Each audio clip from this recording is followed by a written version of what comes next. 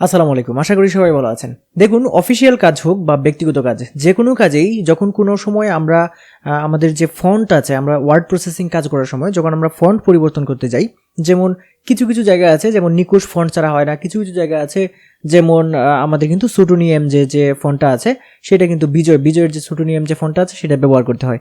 এখন বিষয় হচ্ছে যে আসলে এই প্রবলেমটাতে মনে করুন একটা প্যারা আপনি লিখে ফেললেন, একটা বিশাল বড় একটা তথ্য বা একটা প্রতিবেদন আপনি করে ফেললেন, এটা করে ফেলার পর যেটা হলো যে আপনাকে বলা হলো যে আপনাকে এটা যদি আপনি করে ফেলেন ইউনিকোড দিয়ে নিকোশ ফন্টে, তাহলে বলা হলো যে এটা আপনি করেন সুটুনি এমজেতে করেন।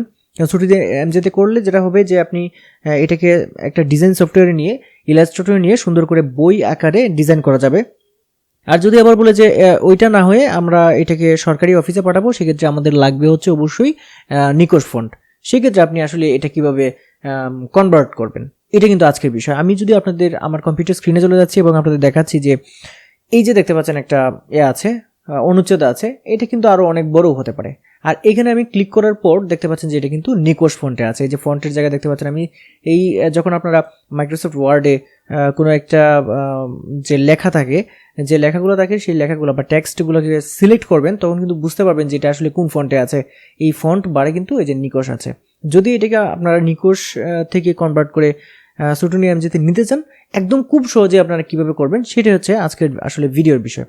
আপনি প্রথমে যেটা করবেন, আপনার কম্পিউটারে ইন্টারনেট কানেকশন অবশ্যই থাকতে হবে, সেটা আগে চেক করে নেবেন। তারপর হচ্ছে আপনার যে কোনো একটা ব্রাউজার আপনি ওপেন করে নেবেন।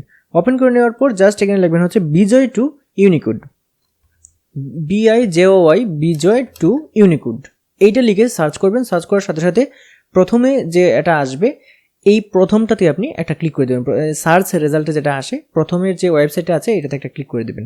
এটাতে ক্লিক করে দেওয়ার পর এখানে দেখতে পাচ্ছেন এই যে বাংলা কনভার্টার, এবং আপনি চলে যাবেন হচ্ছে আবার ওই টেক্সটটাতে। ওই টেক্সটে গিয়ে টেক্সট যতটুকু আপনাকে কনভার্ট করতে চান, কনভার্ট কিন্তু আপনি দুইটাতে করতে পারবেন। যেমন ইউনিকোড থেকে বিজয় করতে পারবেন, বিজয় থেকে ইউনিকোড করতে পারবেন।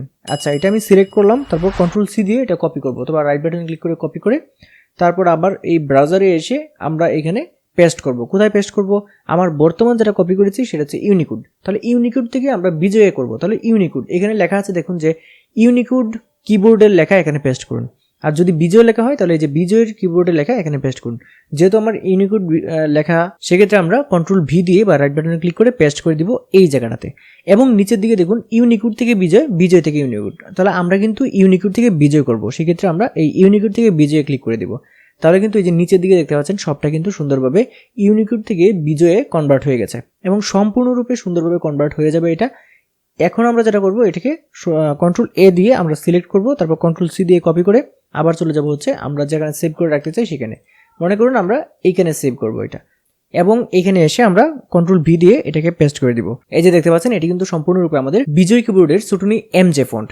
এখন দেখতে পাচ্ছেন এটা কিন্তু হিজিবিজি দেখা যাচ্ছে, আসলে কিন্তু এটা হিজিবিজি না, এটা অন্য ফন্টে আছে। যেমন ক্যালিব্রি বডি এটাতে আছে। আমরা যখন এটাকে সিলেক্ট করব, সিলেক্ট করে এখানে যখন আমরা সুটুনি এমজে দিব, SUTO এই যে সুটুনি এমজে দিয়ে আমরা এন্টার দিলাম, এন্টার দেওয়ার সাথে সাথে এটা কিন্তু দেখতে পাচ্ছেন যে সুটুনি এমজেতে পরিণত হয়ে গেছে। এবং এইটা আমরা এই সুটুনি এমজে থেকে ইউনিকোড এবং ইউনিকোড থেকে সুটুনি এমজেতে কনভার্ট করার সময়, কনভার্ট করার পর যেটা হয়, কিছু কিছু ওয়ার্ড এদিক সেদিক হয়ে যায়। যেমন এখানে দেখতে পাচ্ছেন প্রথমে এখানে যদি নিচের দিকে আসতে থাকেন একটু, এইখানে দেখবেন যে কিছু কিছু প্রবলেম এখানে আছে। আমি আপনাদের একটু দেখাচ্ছি।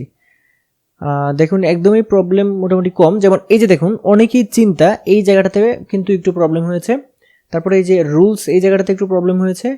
এরকম কিছু কিছু জায়গাতে একটু প্রবলেম হয়। সেক্ষেত্রে আপনারা যখন কনভার্টটা করবেন, কনভার্ট পরবর্তী অবস্থায় আপনারা এটাকে যেটা করবেন একটু চেক করে নেবেন। তাহলে যেটা হবে, আপনার যে প্রতিবেদন থাকবে বা লেখা যেটা থাকবে, টেক্সট যেটা থাকবে, এটা কিন্তু একদম সম্পূর্ণ শুদ্ধ থাকবে, কোনো ধরনের ভুল ভ্রান্তি থাকবে না। সো ফ্রেন্ডস, আশা করি আজকের এই ভিডিওটা আপনাদের ভালো লেগেছে। আপনারা এই ভিডিওটার মাধ্যমে আজকে শিখতে পেরেছেন যে কিভাবে বিজয় থেকে ইউনিকোড বা ইউনিকোড থেকে বিজয় আপনারা এটা কনভার্ট করতে পারেন। আজকের ভিডিওটা যদি আপনাদের ভালো লাগে তাহলে ভিডিওতে একটা লাইক দিবেন, কমেন্ট করে যাবেন ভিডিওটা কেমন হলো, এবং অবশ্যই ভিডিওটা শেয়ার করে দিবেন। আর আপনি যদি আমার চ্যানেলে নতুন হয়ে থাকেন তাহলে চ্যানেলটি সাবস্ক্রাইব করে পাশে থেকে বেল আইকনটি চেপে রাখবেন। তাহলে যে কোনো ভিডিও যখন আমি আপলোড করি সাথে সাথে আপনি এখানে সেগুলো নোটিফিকেশন আকারে চলে যাবে। আজকের ভিডিও পর্যন্তই, সবাই ভালো থাকবেন। আসসালামু আলাইকুম।